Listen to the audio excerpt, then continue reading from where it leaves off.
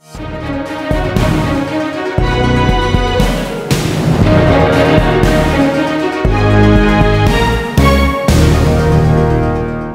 वालेकुम नाज़रीन, live with Adil Shahzeb के साथ मैं हूं आपका मेज़बान। आपको साल 2025 बहुत बहुत मुबारक हो। आज पहला दिन है 2025 का। नई उम्मीदों के साथ इस साल का आगाज़ जो है वो दुनिया भर में आपने जिस तरह मुलाहिज़ा किया फायर वर्क्स के साथ, और बड़ा लोगों ने उसको अपने अंदाज में, रिवायती अंदाज में 2025 को खुशामदीद कहा। लेकिन 2024 जो है उस पर तफसीली गुफ्तगू गुज़श्ता रात हमने की। कोई अच्छा साल साबित नहीं हुआ इस दुनिया के लिए। खुसूसन हमने गज़ा की बड़ी तफसीली गुफ्तगू की और प्रोफेसर डॉक्टर आदिल नजम साहब ने जिस तरह एक्सप्लेन किया कि तीन जो चीज़ें हैं, उन्होंने तीन हलाकतों का जिक्र किया और इंटरनेशनल सिस्टम उसमें शामिल था कि 2024 जो है वो एक खामोशी का साल रहा। गज़ा में जो जेनोसाइड हुआ, बिल्कुल दुनिया उस पर नम हो चुकी है। फिर उन्होंने मीडिया का जिक्र किया कि ट्रेडिशनल मीडिया जो है उसकी भी हलाकत हो चुकी है। पहले मीडिया पर खबर आती थी वो सोशल मीडिया पर जाती थी, आजकल सोशल मीडिया पर जो खबर बनती है वो मीडिया पर जो है वो आ जाती है। ये नया साल 2025 पाकिस्तान के लिए कैसा होगा, दुनिया के लिए कैसा होगा? हमने देखा पाकिस्तान में पॉलिटिकल पोलराइजेशन रही, लेकिन इकोनॉमिकली पाकिस्तान के लिए एक जबरदस्त साल साबित हुआ 2024 जो है। क्या 25 भी इसी तरह होगा? तफसीली गुफ्तगू करेंगे। इस वक्त हमें ज्वाइन किया है सुहेल वड़ाई साहब ने, किसी तारुफ के मोहताज नहीं है, मारूफ कॉलमिस्ट हैं। आगे चलकर अदलिया के जो मामलात हैं 2024 में जो हुए, हाफिज हसान साहब हमें ज्वाइन करेंगे। अतर काजमी साहब से सियासत पर बात करेंगे और फिर जनाब आमिर राना साहब एक्सपर्ट हैं सिक्योरिटी के। पाकिस्तान में जो बढ़ती हुई दहशतगर्दी है 2024 में हमने देखा बड़े वाक़यात हुए।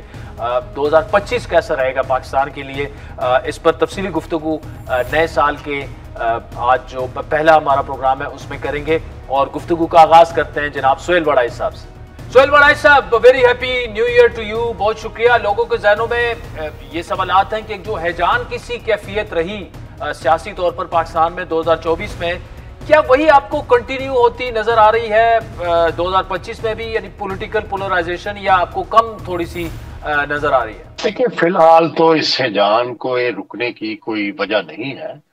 कमी आएगी थोड़ी सी, लेकिन बुनियादी तौर पर यह हल तभी होगा यहाँ से कोई विन विन फार्मूला बन जाए जिसमें पीटीआई भी सेटिस्फाई हो जाए, हुकूमत भी, और हुकूमत के अंदर बैठी जमातें भी और फौज भी। और वो फार्मूला कौमी हुकूमत का हो सकता है, लेकिन वो इतनी जल्द नहीं बनेगी। और दूसरी बात यह है कि ओवरऑल जो अगर इस तरह ये जान जारी रहा तो उसमें जाहिर है थोड़ी सी पीटीआई पहले से कमजोर हुई है इस हवाले से कि पे दर पे उसको जो उसकी तवक्कुआत थी वो पूरी नहीं हुई। और जो गवर्नमेंट है या इस वक्त की जो मुक्तदरा है वो जाहिर है इससे मजबूत हुए हैं। लेकिन मेरा ख्याल है कि जो साइकोलॉजिकल सेटिस्फेक्शन या साइकोलॉजिकल विन विन की जब तक सिचुएशन नहीं, ये मामला खत्म नहीं होगा। ये जो वड़ाई साहब आप विन विन की बात कर रहे हैं, व्हाट डज दैट मीन? मतलब ये विन विन सिचुएशन क्या होती है, थोड़ा सा एक्सप्लेन कीजिए। देखिए, विन विन क्या होता है कि हर एक को कुछ ना कुछ मिल जाए, लेकिन सब कुछ ना कुछ खो भी दे। मैं मिसाल देता हूं कि जैसे कांग्रेस चाहती थी कि पूरा हिंदुस्तान उसको मिल जाए, कायदे आजम चाहते थे कि बहुत बड़ा पाकिस्तान उनको मिल जाए, अंग्रेज चाहते थे कि वो डोमिनियन रखें इसको अभी, ठीक है। लेकिन जब मुआहदा हुआ तो तीनों को कुछ ना कुछ खोना पड़ा, कुछ ना कुछ मिल गया। गांधी को हिंदुस्तान मिल गया, लेकिन पाकिस्तान को उसको मानना पड़ा। अंग्रेजों को जो डोमिनियन बनाना चाहते थे वो डोमिनियन ना बना सके, ये दो इंडिपेंडेंट मुल्क बन गए। और फिर जो था कायदे आज़म मोहम्मद अली जिन्ना, उनको कटा-फटा पाकिस्तान मिल गया। तो ये जब भी कोई डील होती है उसमें विन विन भी होती है और उसमें आप थोड़ी थोड़ी अपनी पोजीशन से पीछे भी जाते हैं।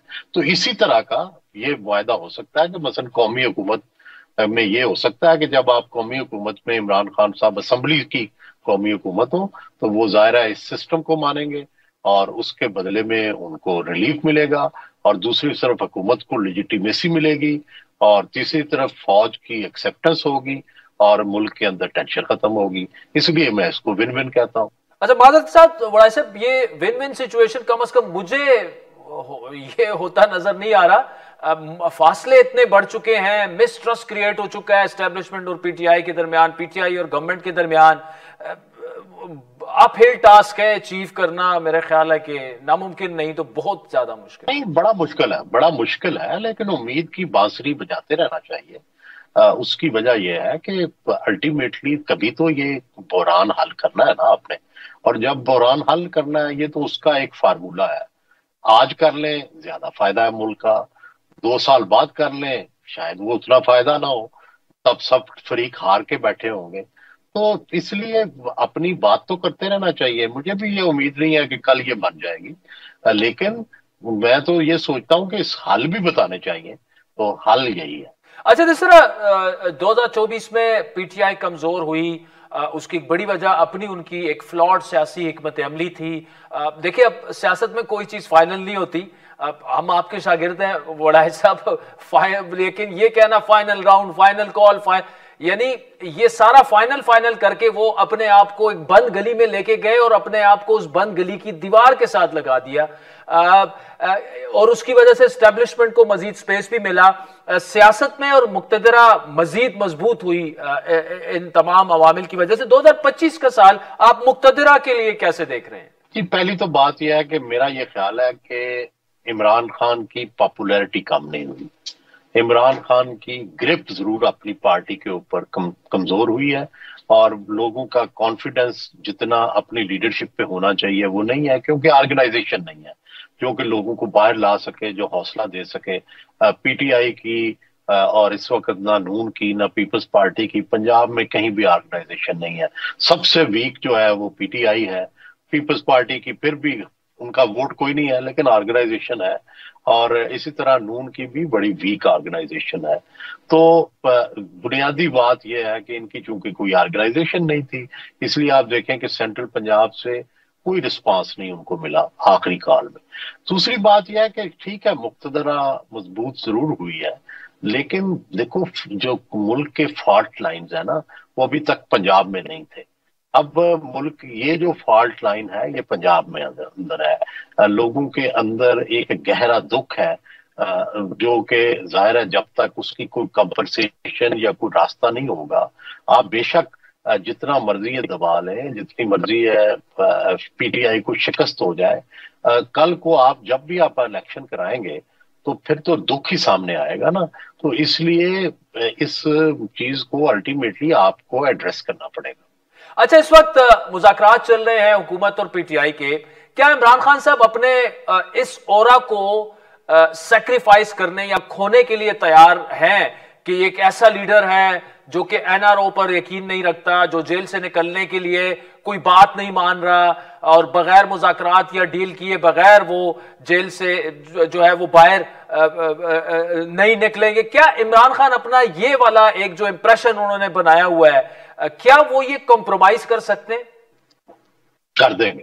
یہ وڑائے صاحب آپ بہت بڑی بات کر رہے ہیں، لیکن آپ کے تجزیے کو ہم خبر مانتے ہیں، اور اگر آپ یہ جو آپ نے جواب دیا ہے کہ وہ کمپرومائز کر سکتے ہیں، تھوڑا سا اگر پلیز اس کو ایکسپلین کر دیں، اور ساتھ میں یہ بھی بتا دیں کہ اگر وہ ایسا کر لیتے ہیں تو ان کے ساتھ جو اینٹی اسٹیبلشمنٹ ووٹر ہے اس کو کتنا ڈینٹ پڑے گا؟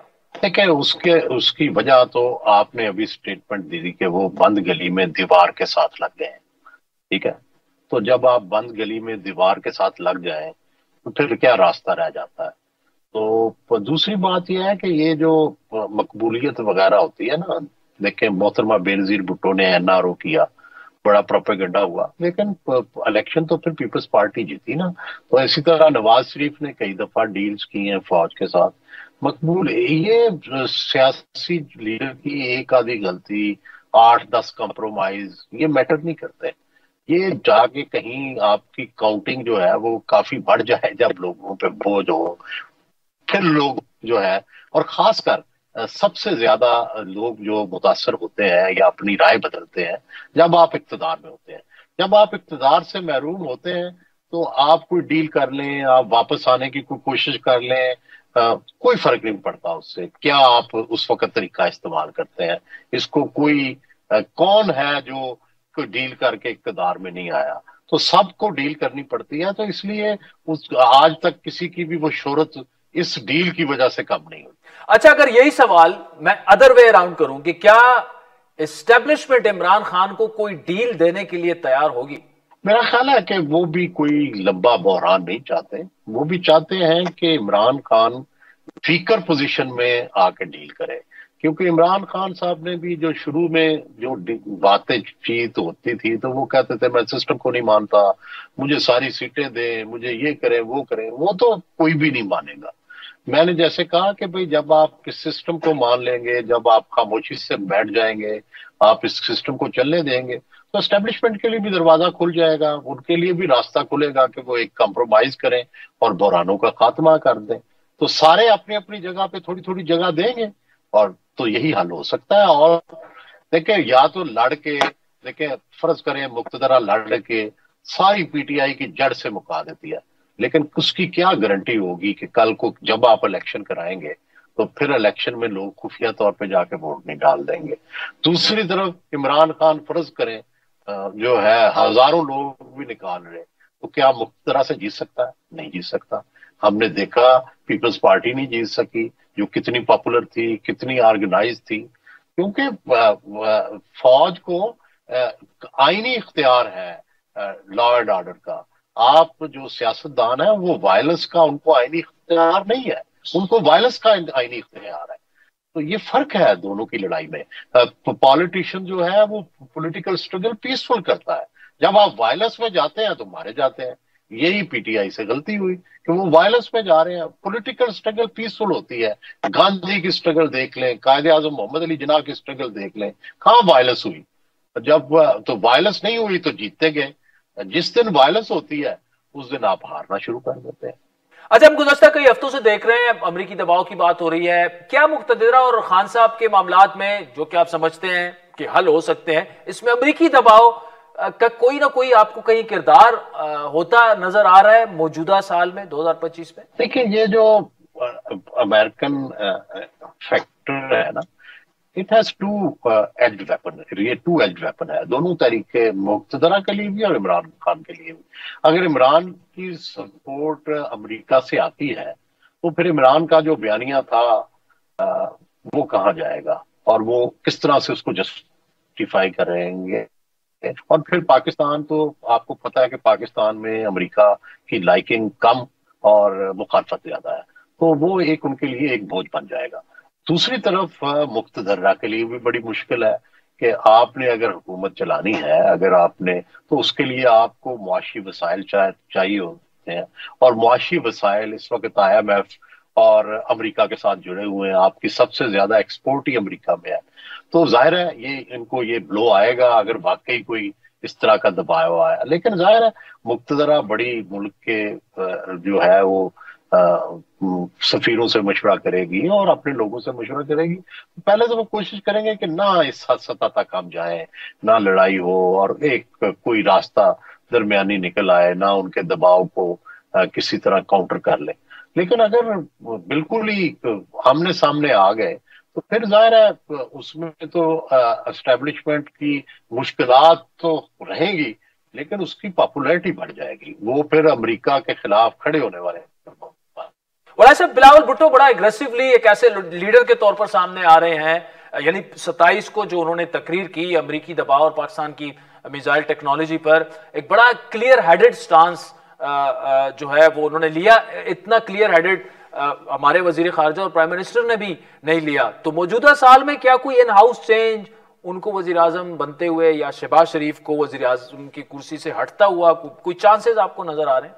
یہ دیکھیں بلاول کلیئر ہیڈڈ بھی ہیں، ان کی ایک لیگیسی بھی ہے، ظاہر ہے ان کا اب تجربہ بھی ہے وزیر خارجہ کا، تو اس حد تک تو ظاہر ہے ان کا بیانیہ جو ہے ان کو مدد دے رہا ہے۔ لیکن دیکھیں پنجاب کے اندر فی الحال پیپلز پارٹی کی اتنی سیٹیں نہیں ہیں کہ وہ وزیر اعظم بن سکیں، اور دوسرا یہ ہے کہ قومی حکومت جب بھی بنتی ہے تو اس میں میجر رول تو ہوتا ہے اسٹیبلشمنٹ کا، کہ اسی نے بنانی ہوتی ہے۔ اور ابھی جیسے آپ خود بھی کہہ رہے ہیں، میں بھی کہہ رہا ہوں کہ ابھی تو یہ فوری طور پر تو نہیں ہے، ابھی تو شہباز صاحب ہی جو ہے وہ ان کا اسٹیبلشمنٹ کا بھی خیال ہے، بڑے محنتی ہیں، کمپرومائز کو قبول کر لیتے ہیں، مشکل حالات کے اندر چل جاتے ہیں. تو ابھی تو اس میں اندر تبدیلی نہیں. ہاں اگلا جو مرحلہ آنے والا ہے وہ سال میں آئے گا یا آدھے سال میں آئے گا یہ نہیں مجھے پتا، لیکن اگلا مرحلہ یہ ہے کہ بھائی حکومت نے جب سیلیبریٹ کرنا ہے کہ ایک طرف ان کا جو ٹارگٹ ہے پی ٹی آئی کمزور ہو جائے گی، اور دوسری طرف ان کو اس بیانیے سے اپنی سپورٹ چاہیے ہوگی، اس وقت کیا شہباز شریف کارآمد ہوں گے یا نہیں یہ اس وقت پتا چلے گا. کیا اس وقت انہیں قومی حکومت سوٹ کرے گی یا شہباز شریف سوٹ کریں گے. لیکن ابھی جب تک پی ٹی آئی اور کمزور نہیں ہوتی اور یہ ٹرمپ صاحب کا جو کارڈ ہے، ٹرمپ کارڈ، یہ جب تک کھل کے سامنے نہیں آتا اور اس کا کاؤنٹر سامنے نہیں آتا اس وقت تک یہی سسٹم چلے گا. سہیل وڑائی صاحب، thank you so much for joining us. ناظرین، نیا سال پاکستان کے لیے کیسے ہوگا یہ گفتگو ہم جاری رکھتے ہیں، بریک کے بعد یہی رہی ہے. ویلکم بیک ناظرین، ایک دفعہ پھر آپ کو نیا سال 2025 مبارک ہو. بریک سے پہلے سہیل وڑائی صاحب کا تفصیلی تجزیہ آپ نے سنا کہ 2024 پاکستان کے لیے کیسا رہا اور 25 میں وہ کیا سیاسی تبدیلیاں جو ہیں وہ پاکستان میں رونما ہوتے دیکھ رہے ہیں پائپ لائن میں. اس وقت حافظ حسان صاحب ہمارے ساتھ موجود ہیں، ملک کے نامور لائر ہیں.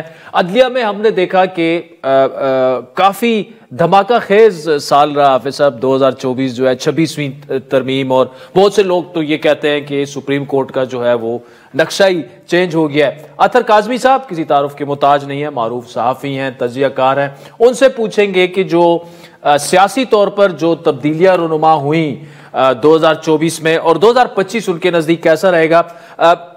میں حافظ صاحب آپ سے گفتگو کا آغاز کروں گا. ہم نے دیکھا ایک جس سے بہت سارے لوگوں نے، کسی نے جوڈیشل ایکٹیویزم کہا، کسی سیاسی جماعت نے کہا کہ دیکھیں نا جی عدلیہ انصاف جو ہے وہ کر رہی ہے. لیکن پھر ہم نے دیکھا کہ بالکل ایک سپلٹ ہو گئی تھی سپریم کورٹ. جیسے ہی بینچ اناؤنس ہوتا تھا پتہ چل جاتا تھا کہ جی، جسے بینچ فکسنگ کا نام دیا گیا. پھر فاسٹ فارورڈ کرتے ہیں 26ویں آئینی ترمیم آتی ہے جس سے وہ بھی اگین سپلٹ. کچھ لوگ سمجھتے ہیں کہ عدلیہ کو مینیج کر لیا گیا، کچھ لوگ سمجھتے ہیں کہ نہیں جی اب آئینی معاملات کے لیے الگ کورٹ بن گئی ہے. آپ 2024 کو کیسے عدلیہ کے لیے کیا آپ کے نزدیک؟ بسم اللہ الرحمن الرحیم. عادل، اگر اس ساری سچویشن کو انالائز کیا جائے کہ وہ 3 ایریاز ہیں. ایک یہ ہے کہ پاکستان کی سپریم کورٹ کے اندر جو جوڈیشل ایکٹیویزم افتخار چودھری صاحب سے جو ہے اس نے آہستہ آہستہ ہائپ کریٹ کرنا شروع کی، اور یہ 95 سے پاکستان کے اندر آرٹیکل 184(3) کے نیچے جو ہے وہ جوڈیشل ایکٹیویزم جو ہے وہ سٹارٹ ہوتا ہے. لیکن اس کی جو آپ کلائمیکس جو ہے وہ آپ کو سٹارٹ ہوتا ہے جب افتخار چودھری صاحب ریسٹور ہو کے واپس پاکستان کی سپریم کورٹ پہ بیٹھتے ہیں، اور اس کے بعد آہستہ آہستہ یہ معاملہ جوڈیشل ایکٹیویزم سے نکل جاتا ہے جوڈیشل اوور ریچ کی طرف. اور جوڈیشل اوور ریچ کے اندر آپ کو پاکستان کی سپریم کورٹ کے اندر 10 سالوں کے اندر بہت سارے ایسے فیصلے نظر آئیں گے کہ جس کے اندر پاکستان کی سپریم کورٹ نے اپنی کانسٹیٹیوشنل جورسڈکشن جو ہے اس کو اتنا ایکسٹینڈ کر دیا کہ اس کے اوپر بہت سارے کوسچن مارک آئے. ایک کوسچن مارک اس کا یہ آیا کہ پاکستان کی عدلیہ آئین کے نیچے رہ کے کام نہیں کر رہی، اور دوسرا یہ کہا کہ پاکستان کی عدلیہ کا یہ کام نہیں ہے کہ جن کاموں میں جاتی رہی. اور اس کے بعد جو اگلی چیز آئی وہ اس کا کلائمیکس جو تھا وہ جسٹس ثاقب نثار صاحب کے دور کے اندر آیا. لیکن اس جوڈیشل ایکٹیویزم یا جوڈیشل اوور ریچ کے ساتھ ساتھ ایک دوسرا فینومینا جو ہے وہ سب سے زیادہ پچھلے 5-6 سال اس کو آپ نے 2024 کے اندر کلائمیکس میں دیکھا، جو ہمارے سپیریئر ججز کی آپس کے اندر ڈفرنسز تھے، یا ان کے ایک دوسرے کے متعلق لیٹرز سے، یا ایک اس کے متعلق آپ نے بینچ کے اندر بھی آپ نے دیکھا ہوگا کہ جب آپ کے سامنے وہ پارٹی سمبلز کے اوپر اور اس کے بعد جو ہے آپ کا یہ ریزرو سیٹس کا تھا تو آپ کے سامنے جو سپریم کورٹ کے ججز تھے ان کی آبزرویشن آئی. تو اگر اس ساری کانٹیکسٹ کے اندر دیکھا جائے تو میں یہ سمجھتا ہوں کہ 2024 بڑا ہیپننگ کا ایئر جو ہے جوڈیشری کے اندر آیا ہے. اس کے اندر ایک تو یہ ہے کہ پاکستان کی جوڈیشری کے اندر جو ہے جو جوڈیشل اوور ریچ والا ایلیمنٹ تھا اس سے پاکستان کی سپریم کورٹ نے ریٹریو کرنا شروع کر دیا جی. ایک اس کے اندر چونکہ یہ آیا کہ جو آپ نے جس بینچ پہ بات کی وہ بینچ کے اندر جو ڈسکریشن تھی چیف جسٹس کی اس کو پاکستان کی سپریم کورٹ نے پریکٹس اینڈ پروسیجر کے نیچے لے کے آئے, اس کو پاکستان کی سپریم کورٹ نے فل کورٹ نے اس کو ایکسپٹ کیا. اس کے بعد معاملہ جب نئے چیف جسٹس کی طرف سے آیا تو اس کے اندر ایک تو وہ بینچ کی کمپوزیشن ڈسکریشن ختم ہوئی, اور دوسرا 3-4 جو فیصلے ایسے آئے کہ جس کے اندر جوڈیشل اوور ریچ تھا, جس میں 62(1)(f) کا تھا, آرٹیکل 63(a) کا تھا, نیب کی امینڈمنٹس تھیں, اور اس کے بعد جو آپ کو ایون جو ریزرو سیٹس کے اوپر ڈائسینٹنگ ججمنٹس آپ کو نظر آئیں. اس کے بعد آپ کے لیے ایک جو ملٹری کورٹس کے متعلق ایک ججمنٹ آئی, پھر اس ملٹری کورٹس کی ججمنٹ کو سسپینڈ کیا جانا. تو میں یہ سمجھتا ہوں کہ کسی حد تک پاکستان کی سپریم کورٹ نے جوڈیشل اوور ریچ کو جو ہے وہ کم کیا 2024 میں. ٹھیک ہے, اور دوسرا اس کا ایکسپیکٹ جو ہے, میں دوسرے ایسپیکٹ پہ آتا ہوں. اطہر کاظمی صاحب, 2024 پاکستان میں ہم نے دیکھا پولیٹیکل پولرائزیشن پیک پر رہی. پھر ہم نے دیکھا کہ ایک سیاسی جماعت ایسی ہے جن کا دعویٰ یہ ہے کہ بالکل ان کو کارنر کر دیا گیا, ان کے لوگوں کو پکڑا گیا. پھر حکومت یہ کہتی ہے نہیں جی 9 مئی ہے, نہیں جی 26 ہے, آپ ریاست پر چڑھائی کرتے ہیں, جتھے کرتے ہیں. To cut the story short, political instability peak پر رہی. ایک تو کیا یہ کم کی جا سکتی تھی, نمبر 1. اب جب چونکہ مذاکرات شروع ہو گئے نا تو ہم نے دیکھا کہ دونوں طرف سے جو ہے معاملہ تھوڑا سا ہمیں لگ رہا ہے کہ ٹھنڈ پڑی ہوئی ہے. ایک تو کیا کم کی جا سکتی تھی. 2025 کیا آپ کو پولیٹیکل انسٹیبلٹی کم ہوتی نظر آ رہی ہے یا نہیں؟ دیکھیں, ٹو بی آنیسٹ, جو سیاست میں آپ کو تسلسل نظر آتا ہے, سیاست میں جب چینج بھی آتی ہے تو وہ ایبرپٹ چینج نہیں آتی, اس میں آہستہ آہستہ آپ کو دیکھنا پڑے گا. اگر آپ 2024 کو ہی دیکھ لیں, کل بھی بہت سارے لوگوں نے اس کے اوپر بات کی, آج ایک نیا سال شروع ہو چکا ہے, لیکن پھر بھی 2024 کو اگر آپ دیکھیں تو پاکستان کی سیاسی تاریخ میں یہ کوئی جمہوری دور کے لیے یا جمہوری روایات کے لیے کوئی مثالی سال نہیں تھا. ایک ابھی بلے کے نشان کے فیصلے کا ذکر ہوا, یہاں پہ اس کیس کا ذکر ہوا, وہ واپس لیا گیا. الیکشن کے بعد فارم 45-47 کی بحث چھڑ گئی, 26ویں آئینی ترمیم آئی کہ وہ سپریم کورٹ جس میں نیا چیف جسٹس آ جاتا تھا اب وہ بھی حکومت کی مرضی سے آتا ہے. تو وہ بہت سارے معاملات اس طرح رہے. تو مجھے یہ لگتا ہے کہ اگر یہ پہلا جو مہینہ ہے اس سال کا, گزشتہ برس کا دوسرا مہینہ تھا جو فروری, اس میں آپ کو ایک بہت بڑا چانس ملا تھا اگر آئین کے مطابق آپ چیزوں کو سیٹل آپ انتخابات کی میں بات کر رہا ہوں. اس کے بعد اگر عوامی مینڈیٹ کو مان لیا جاتا تو چیزیں بہتر ہوتی. اور ابھی اگین چانس ہے کہ اگر اس جنوری کے مہینے میں یہ کوئی بات چیت کر کے معاملات بہتری کی طرف لے جائیں, پر مجھے پہلے 6 ماہ کے اندر عادل صاحب پارا کوئی زیادہ نیچے آتا ہوا نظر نہیں آ رہا. مجھے لگتا ہے کہ چیزیں 2025 میں چیزیں سیٹل ڈاؤن ہونا شروع ہوں گی جون کے بعد. فی الحال لگتا ہے کہ اسی طرح چیزیں چلتی رہیں گی. تحریک انصاف والوں کو بھی ابھی امید ہے کہ جناب ٹرمپ انتظامیہ آ رہی ہے تو انہوں نے پریشر اور بڑھانا ہے, حکومت بھی اس کو کاؤنٹر کرنے کی کوشش کرے گی. اگر کوئی چیزیں سنبھلتی ہیں تو شاید مڈ میں جا کے کہیں پہ چیزیں کو بہتری کی طرف. حافظ صاحب, تھوڑا سا اب آپ سے سیاست پہ بھی بات کرتے ہیں. جو اطہر جو بات کر رہے ہیں انہوں نے 3-4 چیزوں کا ذکر کیا. ایک تو فروری کے انتخابات 2024. دیکھیں پاکستان میں شاید ہی کوئی ایسے انتخابات ہوں جو کہ کنٹروورشل نہ بن گئے ہو. اگر ہم زیادہ دور نہیں بھی جاتے, 18 کے انتخابات آپ اٹھا کے دیکھیں, RTS والا معاملہ, پھر 2024 تو فارم 45-47 والا معاملہ. یہی چیزیں آپ کو 2025 میں بھی ہوتی نظر آ رہی ہیں؟ دیکھیں ایک چیز تو جو ہے کہ جس چیز کو بار بار یہ پولیٹیکل کوسچن جو تھے وہ پاکستان کی سپریم کورٹ کے اندر جایا کرتے تھے, میں اس کو 2025 کے اندر کم دیکھ رہا ہوں. چونکہ اس کی بنیادی وجہ یہ ہے کہ جب آپ نے 26 کانسٹیٹیوشنل امینڈمنٹ لے آئے ہیں تو اس کے اندر جو سب سے بڑی ہیپننگ اس 1973 سے لے کے اب تک جو آئی ہے وہ پاکستان کی سپریم کورٹ کے متعلق یہ 26ویں آئینی ترمیم ہے, جس کے اندر آپ نے پاکستان کی سپریم کورٹ کا جو ویزا ورس پارلیمنٹ والا معاملہ تھا اس کو کافی حد تک پارلیمنٹ نے ایڈریس کیا ہے. اور اس کے اندر یہ ہے کہ نمبر 1 سپریم کورٹ کی سو موٹو کی پاس ختم ہوئی. اس کے بعد یہ ہے کہ پریئر سے باہر نہیں جا سکتے, گراؤنڈ سے باہر نہیں جا سکتے, جو آپ کے سامنے ایک 12 جولائی والا جو کانٹروورشل فیصلہ آیا اس کی بھی ایک وجہ یہ تھی. اس کے بعد تیسرا جو ہے کہ آپ نے بینچ کمپوزیشن جو ہے وہ کانسٹیٹیوشنل بینچ کی طرف کر کے تو چیف جسٹس جو ہے اس کی ڈسکریشن جو ہے وہ آپ نے تقریباً ختم کر دی. اب یہ ہے کہ کانسٹیٹیوشنل بینچ کے نیچے آپ نے دیکھا ہوگا کہ 2 ماہ سے جب سے امینڈمنٹس آئی ہیں تو آپ کو اس طرح کا ایک ایٹیٹیوڈ سپریم کورٹ کی طرف سے نظر نہیں آ رہا جو آپ کو 26ویں آئینی ترمیم سے پہلے نظر آتا تھا. اور اس کی بنیادی لیکن حافظ صاحب اس میں 2 پوائنٹ آف ویو نا. ایک مطلب پوائنٹ آف ویو یہ ہے کہ آپ نے جوڈیشل جو اوور ریچ ہے اس کو ختم کر دیا ہے یا کم کر دیا ہے, لیکن ایک دوسرا پوائنٹ آف ویو یہ بھی ہے کہ آپ نے جوڈیشری کو, سپریم جوڈیشری کو ٹوتھ لیس کر کے رکھ نہیں کیا نا. مجھے آپ یہ بتائیں کہ کیا پاکستان کا آئین یا پاکستان کی سپریم کورٹ کو اگر آپ دونوں کو ایک جگہ رکھیں تو آئین اوپر ہے کہ سپریم کورٹ اوپر ہے؟ اگر تو سپریم کورٹ جو ہے وہ آئین کے نیچے ہے تو پھر اگر پاکستان کی سپریم کورٹ کے 10-12 سال کے فیصلے دیکھیں, چاہے وہ فیصلہ جو ہے یوسف رضا گیلانی صاحب سے آپ سٹارٹ کریں اور اس کے بعد لاسٹ فیصلہ جو ہے وہ آپ کا ریزرو سیٹس کا آئے, انڈیپینڈنٹ آپ پولیٹیکل انالیسس چھوڑ دیں یا پارٹی الائنمنٹ کو چھوڑ دیں, کیا پاکستان کی سپریم کورٹ نے ان 12, 13, 14 سالوں کے اندر جو فیصلے کیے ہیں آپ ان کو جوڈیشل ایکٹیویزم کہیں گے کہ یا جوڈیشل اوور ریچ کہیں گے؟ تو جب وہ جوڈیشل ایکٹیویزم سے جوڈیشل اوور ریچ تھا تو پھر آپ کو ہیپننگ نظر آتی تھی, آپ کو میڈیا کے اوپر چیزیں نظر آتی تھی, آپ کو ٹاک شوز کے اندر جو ہے بڑا ایک انوائرمنٹ نظر آتا تھا.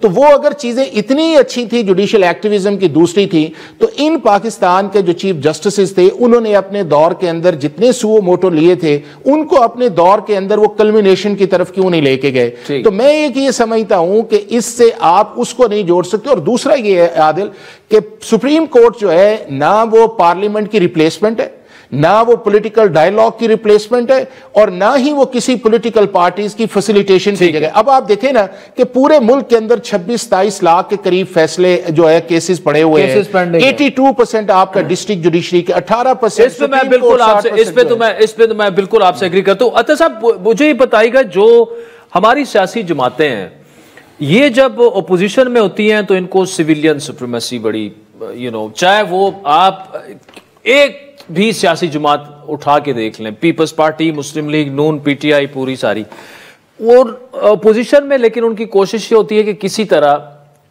اسٹیبلشمنٹ کے ساتھ کلوز ہو کے ان کے کندھوں پر چڑھ کے اور آ جائیں پھر اقتدار میں. زیادہ دور نہیں جاتے ہیں, 18 سے آپ شروع ہو جائیں. ابھی اس وقت ہم 2025 میں ہیں, پی ٹی آئی اور پی ایم ایل این.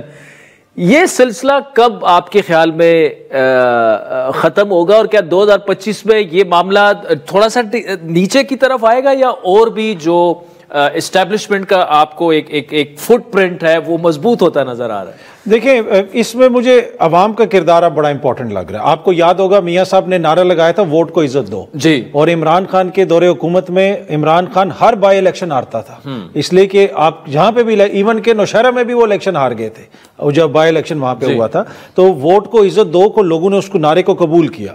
جب میاں صاحب نے وہ نعرہ چھوڑا تو اس کے بعد میاں صاحب کی جو سیاسی طور پہ حالت ہوئی وہ پوری قوم کے سامنے ہے. اس وقت جتنے وہ فارم 45-47 کی بحث ہے اس میں نہیں جانا چاہتا.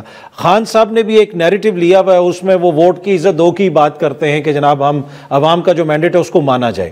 اب خان صاحب بھی اگر باہر نکلتے ہیں اور وہ کہتے ہیں ابھی خبر آئی ہے آصف زرداری بھی اور نواز شریف بھی ہمارا بھائی ہے اور یہ سارے معاملات اسی طرح چلیں گے, تو پھر ان کا بھی وہ جو ووٹر ایک بہت بڑا جو چنک ہے نا وہ ان سے علیحدہ ہو جائے گا. اب یہ کریکشن ان سیاسی جماعتوں کے ہاتھ میں نہیں رہی ہے, اب یہ ووٹر کے ہاتھ میں آ گئی ہے. جو ووٹر یہ کہتا ہے کہ بھائی میرا ووٹ جس کو پڑے گا چاہے وہ میاں صاحب کو پڑے. یہ ادھر بڑا انٹرسٹنگ پوائنٹ ہے جو آپ بات کر رہے ہیں. اگر تو خان صاحب باہر آتے ہیں, جو ہم نے دیکھا 75 سالہ تاریخ جو ہماری ہے, چاہے وہ نواز شریف صاحب ہوں یا کوئی اور سیاسی رہنما ہو, باہر آنا جو ہے وہ آپ سب کو پتا ہے کس طرح آیا جاتا ہے. اگر عمران خان صاحب باہر آتے ہیں تو کیا واقعی اب تک ہم نے دیکھا کہ پی ٹی آئی نے اگر سیاسی طور پر بھی جتنے بلنڈرز کیے ہیں, جو بھی ان کی مقبولیت میں کمی نہیں آئی. اگر یہ ایسا ہو جاتا ہے, کیا یہ ایسا فیکٹر ہو سکتا ہے کہ یہ جو آپ جس جانب اشارہ کر رہے ہیں کہ وہ ووٹر ڈائیورٹ ہو جائے گا, حالانکہ اس کے پاس چوائس نہیں ہے, وہ کس کے پاس جائے گا؟ بالکل نہیں. مجھے یہ دیکھیں, یہ اگر وہ یہ سمجھ رہے ہیں کہ وہ اچانک اپنا بیانیہ چینج کر دیں گے اور کہیں گے کہ نہیں ہماری ڈیل ہو گئی, اسٹیبلشمنٹ سے کوئی بات چیت ہو گئی, نہیں, ان کو سیاسی طور پہ نقصان ہوگا. اور اب یہ ووٹر آپ خود لوگوں میں ملتے ہیں, صحافی ہیں, آپ کا کافی تعلق ہے, اب ووٹر میاں صاحب کے اوپر بھی کس چیز کی تنقید کرتا ہے؟ ان کا ووٹر سپورٹر بھی یہی کہتا ہے نا. حالانکہ نون لیگ جیت رہی تھی پنجاب کے اندر, راجہ ریاض صاحب تو یہی کہتے تھے کہ مجھے ٹکٹ مل جائے گا تو میں فیصل آباد میں جیت جاؤں گا, لیکن بعد میں صورتحال تبدیل ہو گئی. تو اب یہ ووٹر کریکشن کروائے گا, اب عوام کریکشن کروائے گی, اور ان سیاستدانوں کے لیے بھی سوچنے کا مقام ہے. اب یہ خود بھی یہ فیصلہ کر لیں کہ جنگ یہ نہیں ہونی چاہیے کہ بھائی ہمیں گود میں بٹھاؤ.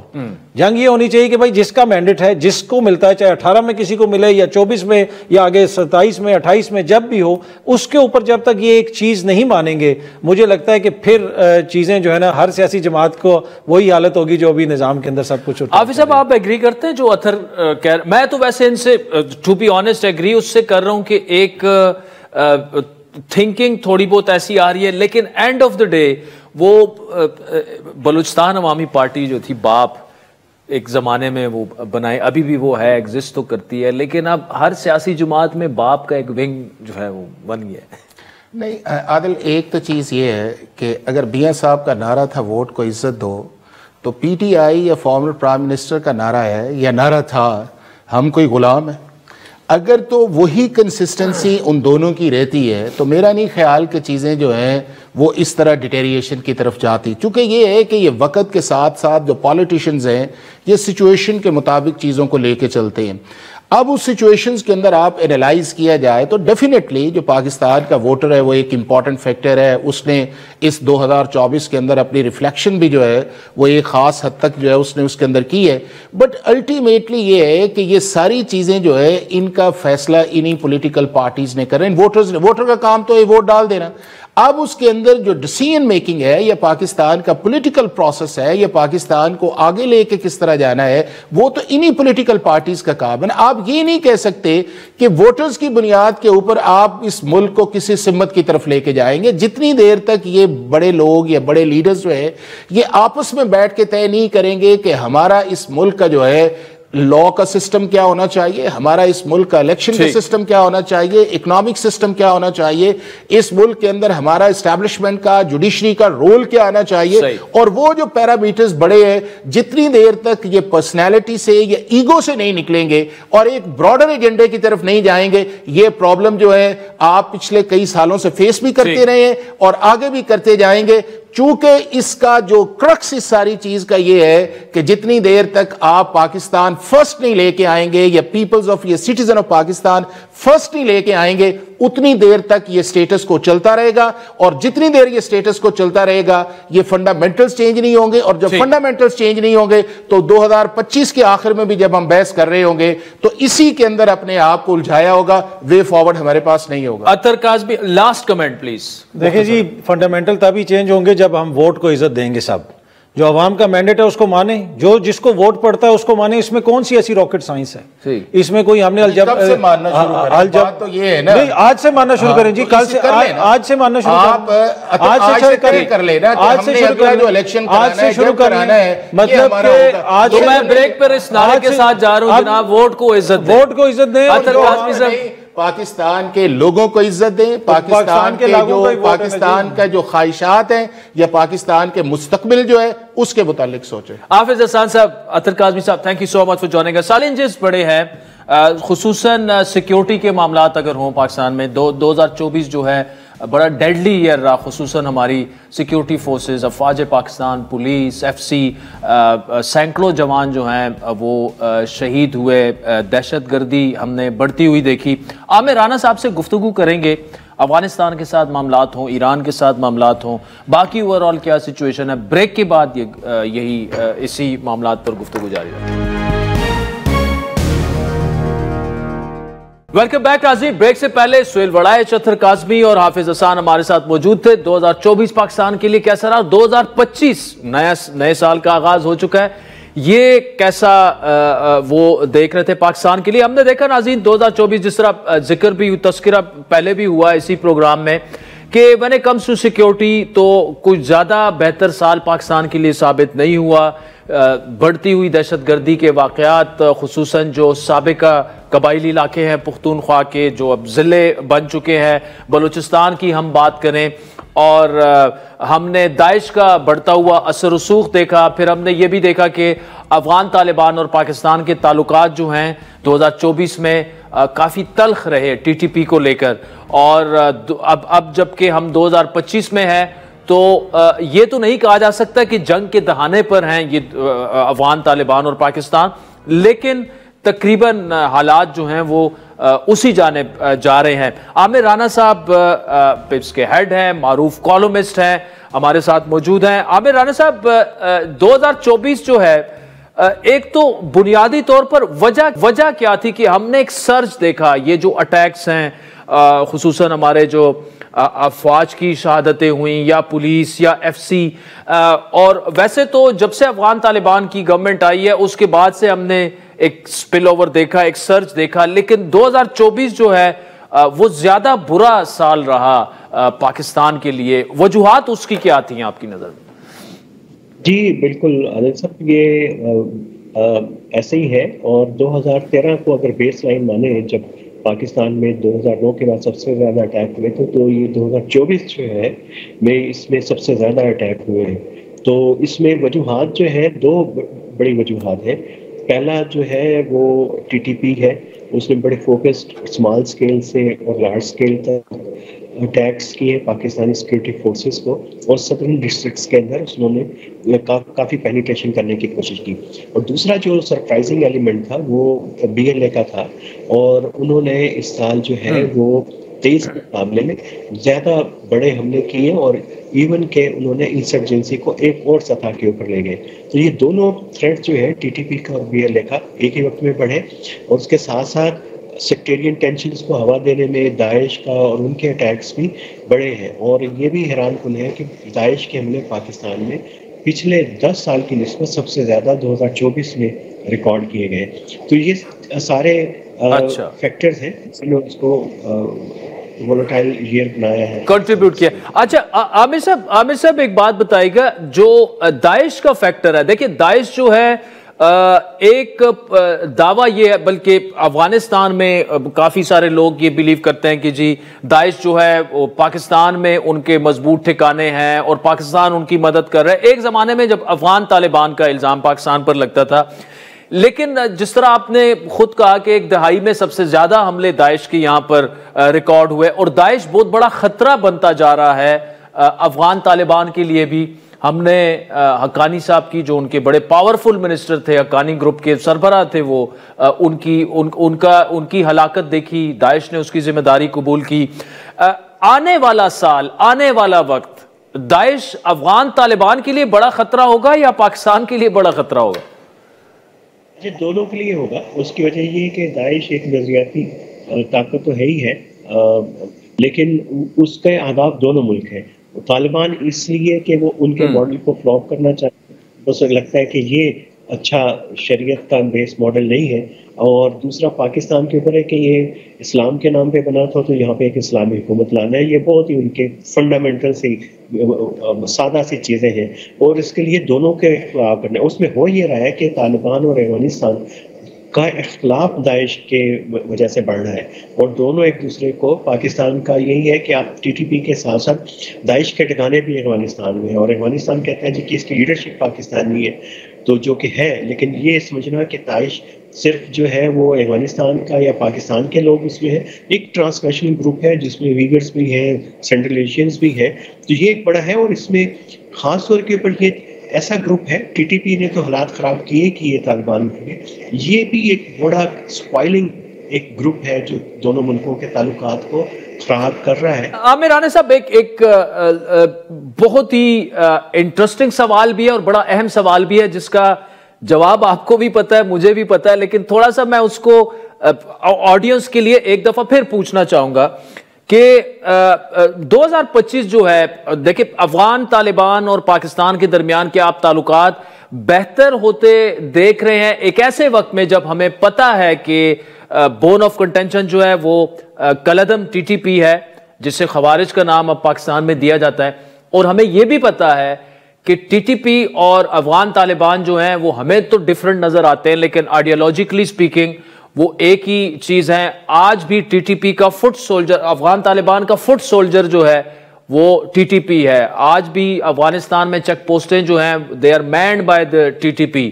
امریکہ اور نیٹو کے خلاف پوری لڑائی میں جو ٹی ٹی پی نے جس طرح سے ساتھ دیا, لیکن اس کے باوجود کیا افغان طالبان اور پاکستان کے تعلقات آپ کو 2025 میں مزید خراب ہوتے نظر آ رہے ہیں، یا آپ سمجھتے ہیں کہ یار اب چونکہ ایمبیسڈر صادق صاحب بھی آ گئے ہیں، انہوں نے ایک دورہ بھی کیا، معاملات کو بہتر ہو جائیں گے؟ اور میرا خیال ہے کہ آلریڈی تعلقات بہت ہی خراب ہیں، اور اس سے زیادہ کیا خراب ہوں گے، وہ اس کی بھی آثار نظر نہیں آ رہے ہیں کہ اگلے سال میں بھی کم ہوں گے، سوائے اس کے کہ پاکستان مجبور کرے اوریجنل ممالک کے ساتھ مل کے کہ جو سیریا میں ہوا اور جو حیات التحریر نے وہاں پہ پالیسی ڈاکٹر کی، طالبان کو بھی اس کے پر مجبوراً آنا پڑے گا، اور دوحہ ایگریمنٹ ہے، اس کی کمٹمنٹ یو ایس کے ساتھ تھی، اسی طرح کا ایک معاہدہ پاکستان کے ساتھ کرنا پڑے گا، باقی ہمسایوں کے ساتھ کرنا پڑے گا کہ کسی بھی نان اسٹیٹ ایکٹر کو وہ اپنی سرزمین پہ اجازت نہیں دیں گے۔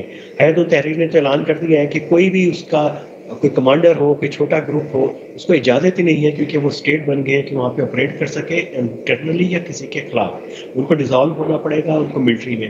ہاں، پاکستان کے پاس دو ہی آپشن ہیں، اور دونوں لیجیٹیمیٹ آپشن ہے۔ پہلا یہ کہ جو ٹی ٹی پی کو نیٹ ورک ختم کرنے کی پاکستان میں اور پاکستان سے باہر، اس کو امیڈیٹلی اس کو پرائورٹائز کرنا پڑے گا پاکستان کو۔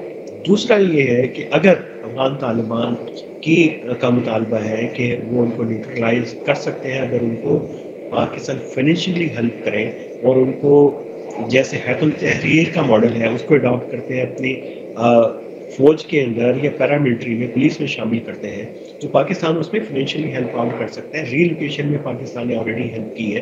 تو یہ ایک دو ماڈلز ہیں، اور اگر یہ میرا خیال ہے کہ اگلا سال بڑا کروشل ہوگا، دونوں ماڈلز پہ جو بھی آپشن آپ اس کے اوپر عمل کرتے ہیں، ٹائم ٹیکنگ ہوگا، کانفیڈنس بلڈنگ میجر چاہیے ایک کے لیے، اور دوسرے کے لیے جو ہے وہ پاکستان کے اندر دہشت گردی کا خطرہ تو بڑھے گا، لیکن پھر یہ کہ مستقبل کے اندر اس کا خطرہ کم ہو جائے گا اگر پاکستان افیکٹو ایکشن افغانستان میں ٹی ٹی پی کے خلاف کرتا ہے۔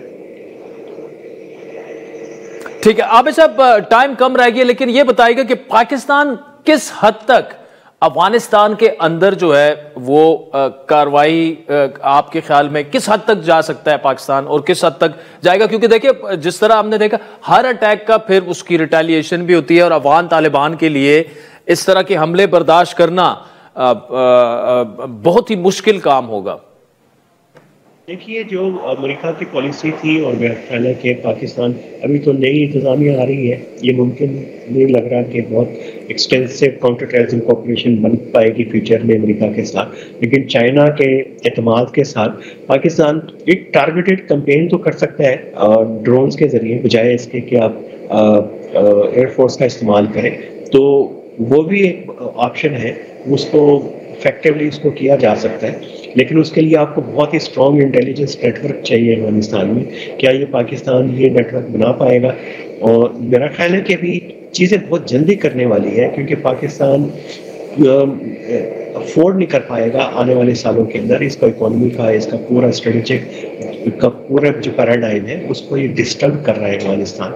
تو اس کو کیسے کرتے ہیں؟ اگر اسی طرح چلتے رہے، کبھی کھٹ کھٹ کی اور کبھی اسٹرائک کر دی، کبھی ڈائلاگ کر دیا، تو چیزیں پھر ایسی چلتی رہیں گی، پھر آپ اس کو 10 سال چلا لیں تو کبھی اسکیل کم ہو جائے گا دہشت گردی کا، کبھی بڑھ جائے گا، لیکن کسی جو ہے کنارے پہ چیزیں نہیں لگیں گی اور حل نہیں ہوگی۔ Amir, thank you so much for joining us. ناظرین، آج کے پروگرام پر فیڈ بیک ضرور دیجیے گا، ٹویٹر ہینڈل @عادل شاہ زیب۔ اجازت دیجیے، خدا حافظ۔